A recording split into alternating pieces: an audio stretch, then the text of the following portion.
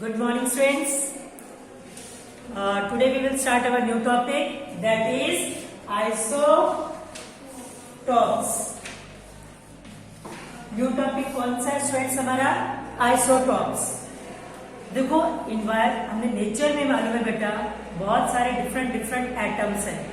सो एक एलिमेंट्स पे different atoms होते हैं. साइंटिस्ट ने सर्च आउट किया और उनका क्या देखा कि एटॉमिक नंबर सेम है लेकिन उनका मास क्या है, डिफरेंट है. तो ऐसे नेचर में ऐसे ही एटम्स एग्जिस्ट करते हैं जिनका मास अलग हो और उनका एटॉमिक नंबर क्या हो, सेम. तो कुछ एग्जांपल्स मैं आपको बताती हूँ. जैसे मान लो क्लोरीन है बेटा, ठीक है. तो क्लोरीन एलिमेंट के दो एलिमेंट्स, ये एलिमेंट है ना क्लोरीन एलिमेंट, इसके दो एटम्स एग्जिस्ट करते हैं. एक क्लोरीन जिसका मास 35 हो और दूसरा क्लोरीन जिसका मास 37. और एटॉमिक नंबर क्या रहेगा स्टूडेंट्स, दोनों का सेम रहेगा. ऐसे ही मैं एक और एग्जांपल लेके समझाती हूँ. जैसे हाइड्रोजन है. सो हाइड्रोजन देखो बेटा, ये हाइड्रोजन एलिमेंट है. इस हाइड्रोजन एलिमेंट के देखो अलग अलग आइसोटॉप्स मिलेंगे. सो एक आइसोटॉप्स जिसमें हाइड्रोजन का मास क्या है, 1, दूसरे हाइड्रोजन का मास क्या है, 2, और तीसरे हाइड्रोजन का मास क्या है स्टूडेंट्स, 3. सो हाइड्रोजन एलिमेंट के एटम्स, ये सारे क्या है, एटम्स हैं जिनका मास क्या है, डिफरेंट, और जिनका एटॉमिक नंबर क्या है, सेम. कल की वीडियो में मैंने आपको समझाया भी था कि जो बेस पे लिखा होता है नीचे वो क्या होता है, एटॉमिक नंबर. जो ऊपर लिखा होता है वो क्या होता है बेटा, एटॉमिक मास. तो यहाँ पे देखो ये एटॉमिक मास है और ये एटॉमिक नंबर है. तो आइसोटॉप की क्या डेफिनेशन होगी, एटम्स ऑफ सेम एटम्स, सारे एटम सेम है ना, hydrogen. So atoms of the same element, same he elements के एटम्स है. Atoms of the same element having same atomic number but different mass number बोल दो या different atomic mass. दोबारा देखो, atoms of same element having same atomic number but different atomic mass, उसको क्या बोलते हैं, आइसोटॉप्स. जितने भी आइसोटॉप्स होते हैं, डेफिनेशन आया हो, क्लियर हो गई होगी सभी स्टूडेंट्स को. अभी डेफिनेशन आप अपने आप भी लिख सकते हो. एटम्स ऑफ सेम एलिमेंट के एटम है, डिफरेंट एलिमेंट के एटम्स नहीं है. डिफरेंट एलिमेंट के एटम्स का मतलब क्या हो गया, जैसे मान लो मैंने आर्गन एलिमेंट के एटम ले लिए तो ये आर्गन हो गया. दूसरा मैंने यहाँ पे कैल्शियम एटम की एलिमेंट के एटम ले लिए, कैल्शियम. सो यहाँ पे देखो डिफरेंट एलिमेंट्स के ये डिफरेंट एटम्स हो गए, लेकिन यहाँ पे क्या है, एटम्स ऑफ सेम एलिमेंट, एक ही एलिमेंट के एटम है. यहाँ पे एक दो एलिमेंट के एटम्स हो गई है, ये सेम एटम्स हो गए एक ही एलिमेंट के. So atoms of same element having same atomic number but different mass, ठीक है, that is called isotopes. अब देखो बेटा आइसोटॉप्स को क्या बोलते हैं. इन आइसोटॉप्स को हम बोलते हैं, हाइड्रोजन के जो आइसोटॉप्स है इसको क्या बोलते हैं, प्रोटियम. क्या बोलते हैं, PROTIUM, प्रोटियम.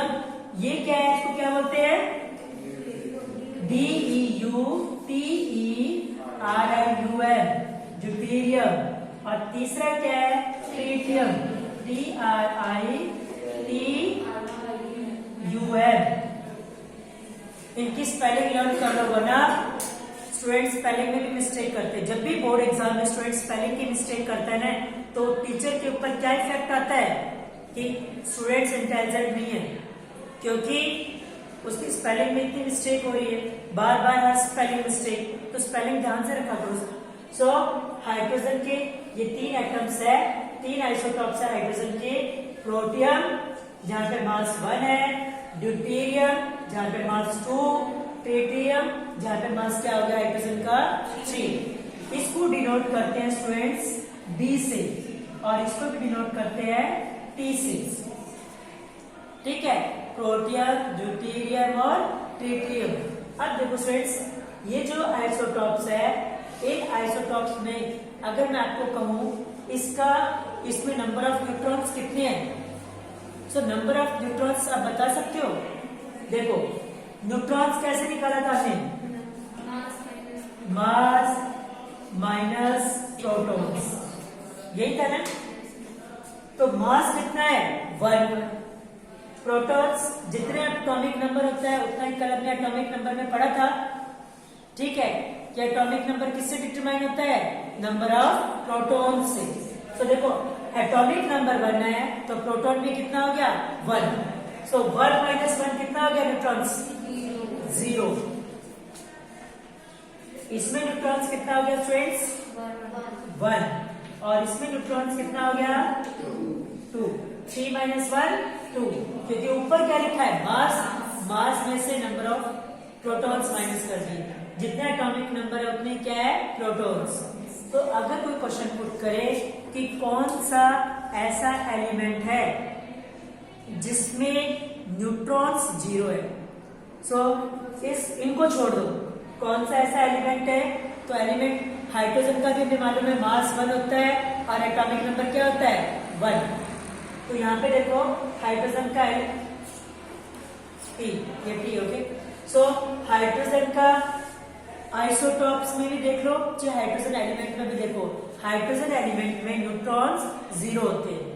अगर पूछ ले हाइड्रोजन के कौन से आइसोटॉप्स में न्यूट्रॉन 0 होते हैं, तो आइसोटॉप कौन सा होता है बेटा? प्रोटियम। प्रोटियम में न्यूट्रॉन्स 0 है, ड्यूटेरियम में 1, ट्रिटियम में 2। आइसोटॉप्स जो होते हैं उनकी केमिकल प्रॉपर्टीज क्या होती है स्टूडेंट्स? सेम। आइसोटॉप्स में अगर आप देखोगे तो इनकी केमिकल प्रॉपर्टीज क्या होगी? All the isotopes have same chemical properties, सभी की केमिकल प्रॉपर्टीज क्या होगी? सेम। लेकिन फिजिकल प्रॉपर्टीज क्या होती है बेटा? डिफरेंट। फिजिकल प्रॉपर्टीज क्या होगी?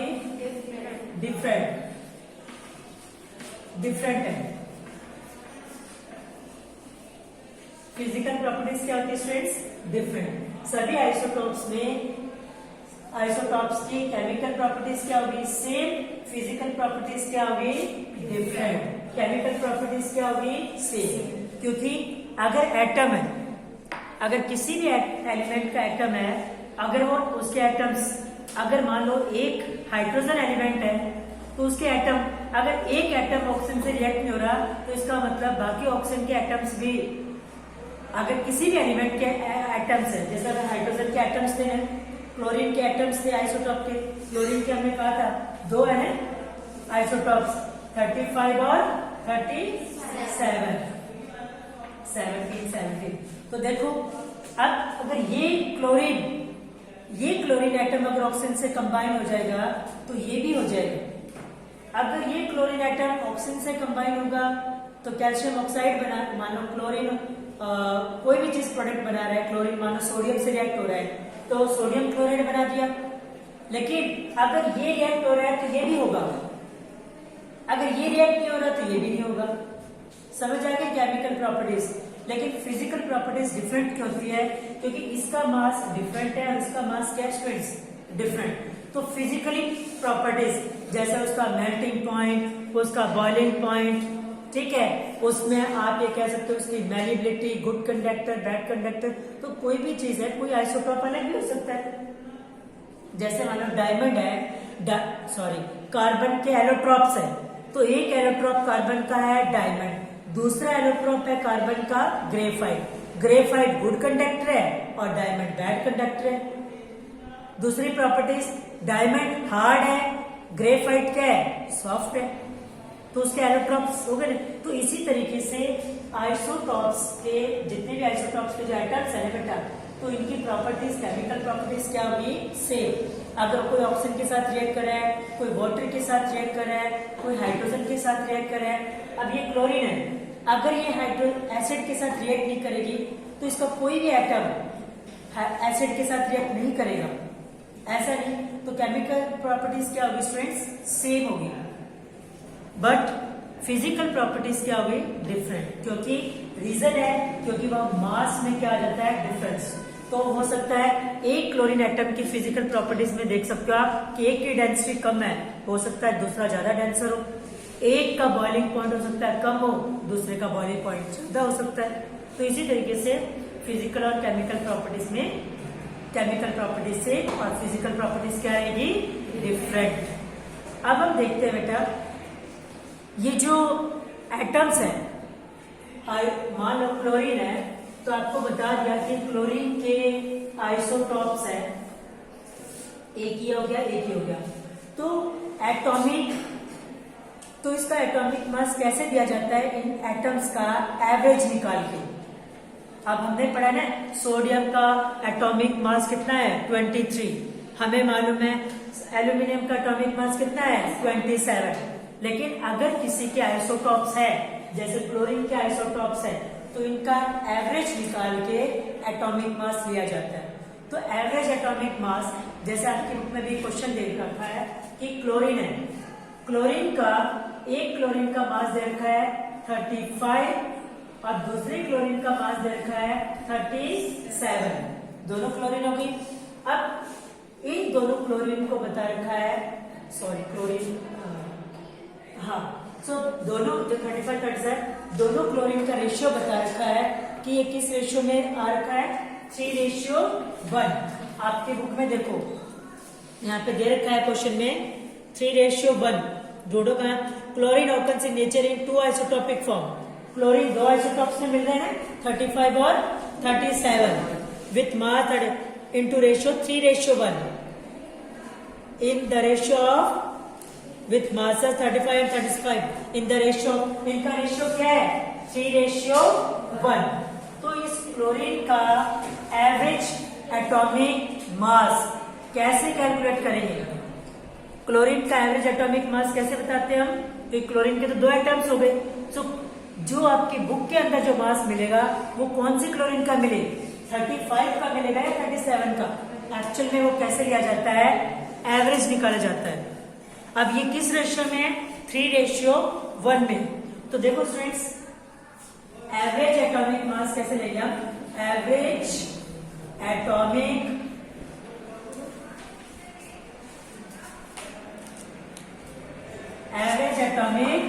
मास कैसे लेंगे? एक क्लोरीन है जिसका मास कितना है? 35 और किस रेशियो में? ये 3:1 है बेटा। तो आप इसको परसेंटेज में कैसे लोगे? अगर आप परसेंटेज को कौन स्टार्ट मानते हैं? 100% बोलते हैं, कोई भी चीज परसेंट है 100% है। तो ये 3 रेशियो में है, ये 1 रेशियो में, तो ये कितना आ गया? इसका मतलब 75% और ये क्या हो गया? 25%।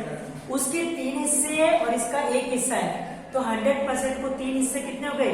75%। और ये कितना है? 25। तो देखो मास मल्टीप्लाई में परसेंटेज प्लस मास मल्टीप्लाई में परसेंटेज विजिबल है? ओके। अब देखो एवरेज एटॉमिक मास तो कैसे है? एक क्लोरीन एटम का मास मल्टीप्लाई में उसकी परसेंटेज प्लस दूसरी क्लोरीन का मास उसकी परसेंटेज। तो एवरेज एटॉमिक मास देखो कैसे निकालेंगे? एक चीज याद रखो बेटा, सिंपल कैलकुलेशन करना सीखो। लाइफ में अगर आपने अपनी कैलकुलेशन की स्पीड नहीं बढ़ाई ना, तो कभी भी कोई एंट्रेंस एग्जाम क्लियर नहीं कर पाओगे। अगर आपको मैं काटने के लिए कहूँ तो आप क्या करोगे? 5 ऐसे काटोगे, इससे 5 का टेबल पढ़ोगे। आप डायरेक्ट हायर टेबल देखने की कोशिश करो जो सीधा कट जाए। तो 25 3 कितना होता है? 75 और 25 4 से कितना होता है? 100। 25 3 75 होते हैं, तो 25 3 75, 25 4 से 100। ऐसे 25 1 25, 25 4 से 100। तो कितना आएगा? 35 को 3 से मल्टीप्लाई करो, 5 3 से 15, 3 3 से 9 और 1 10, 10/4 प्लस यहाँ कितना आ गया बेटा? 37 y में 4। दोनों का LCM low, 4 is it visible? मैं ऊपर साइड में कर दूंगी। तो यहाँ देखो, मैं इसको यहाँ कर रही हूँ साइड, तो यहाँ पे देखो स्टूडेंट्स, दोनों का एलसीएम क्या आया 4, और दोनों को प्लस करोगे तो क्या आएगा 142। सही क्या है ना? ओके 142 को अगर 4 से आप डिवाइड करोगे तो इसका मास आएगा 35.5 यूनिट। पहले आप मास क्या करते थे? AMU, atomic mass unit. अब AM लगाने की जरूरत नहीं, सीधा U लगा देते हैं, यूनिट। सो इतना यूनिट। तो क्लोरीन का मास आपकी बुक में जो लिखा होता है वो कितना लिखा होता है? 35U, 35.5 U लिखा होता है ना। So that is the correct one. समझ आ गया? Average atomic mass. अब देखो बेटा, जो आइसोटॉप्स होते हैं ना, मास ऑफ द जितने भी एलिमेंट्स के जो एटम्स होते हैं, इन एटम्स का एवरेज निकाल के हम एवरेज एटॉमिक मास कैलकुलेट कर लेते हैं। अब इन आइसोटॉप्स का अलग अलग यूज किया जाता है अपनी अपनी फील्ड में। जहां पे किसी भी आइसोटॉप्स का कहीं पे भी जहां साइंटिस्ट ने सर्च करके पता किया है कि इसका यूज कहाँ होगा, तो देखो इसकी एप्लीकेशन, मैं आपको एप्लीकेशन दिखाती हूँ आइसोटॉप की, कि what is the application of isotope. Application का मतलब क्या हो गया? Yes, application. इसकी आइसोटॉप का क्या यूज है, और आप कह सकते हो यूजेस। तो पहला देखो, आइसोटॉप को हम कहाँ यूज करते हैं? एक है नंबर 1 न्यूक्लियर रिएक्टर में। नंबर 1 कहाँ यूज कर रहे हैं? न्यूक्लियर रिएक्टर में यूज कर रहे हैं।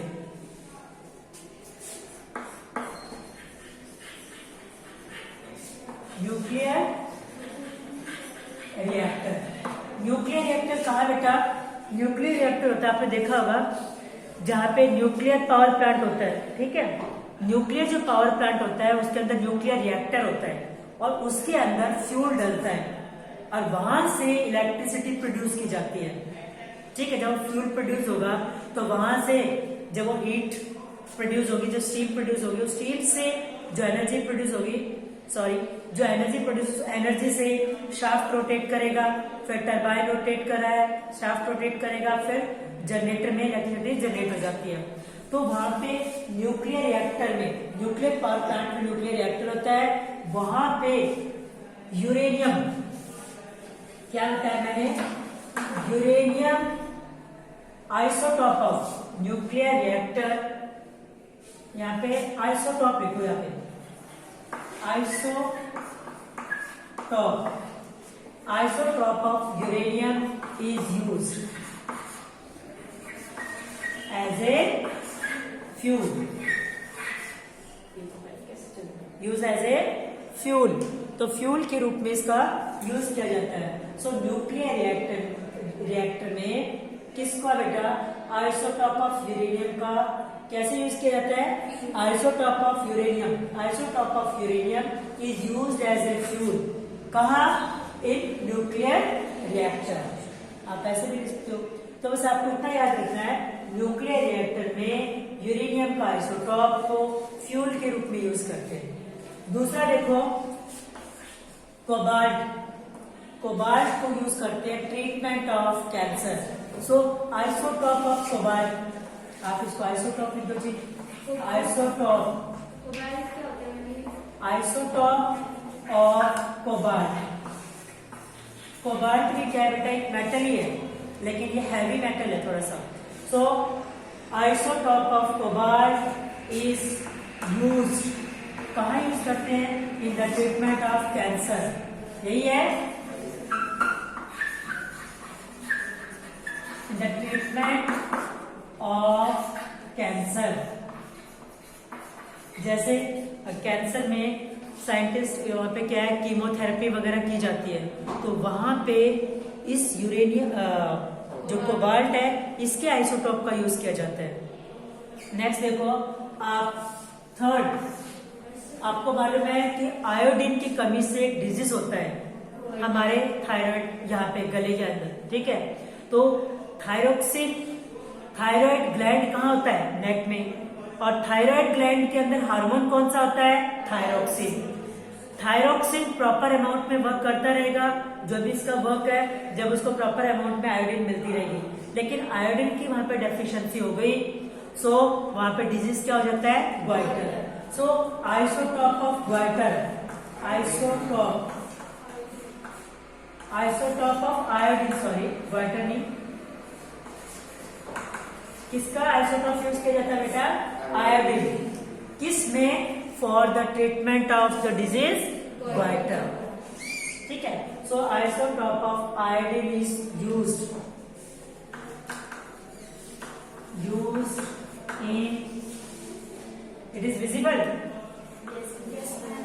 used in the treatment of goiter, ये आ रहा है, goiter disease। I hope isotope समझ आ गए होंगे सभी स्टूडेंट्स को। सो ट्रीटमेंट, ये बेटा ये टी वगैरह पे मैंने लाइन लगाने भूल जाती हूँ।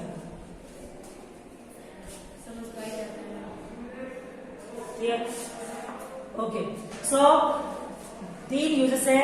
एक आइसोटॉप का यूज कहा है, सबसे पहले याद रख लो कि यूरेनियम का आइसोटॉप यूज करते हैं न्यूक्लियर रिएक्टर में फ्यूल के रूप में। दूसरा आइसोटॉप यूज करते हैं कौन सा? कोबाल्ट। किसके ट्रीटमेंट में? कैंसर के ट्रीटमेंट। तीसरा आइसोटॉप हम यूज कर रहे हैं आयोडीन का, किस चीज के ट्रीटमेंट में? ग्वाइटर डिजीज के ट्रीटमेंट में। तो ये है हमारे आइसोटॉप्स के बारे में। अब हमारा लास्ट टॉपिक रहता है आइसोबार्स। ये बताओ स्टूडेंट्स, ठीक है, आज का क्वेश्चन पुट कर लेते हैं स्टूडेंट्स। तो मुझे बताओ आइसोटॉप ऑफ कोबाल्ट का कहाँ यूज होता है? Where you have to give your answer in my comment box।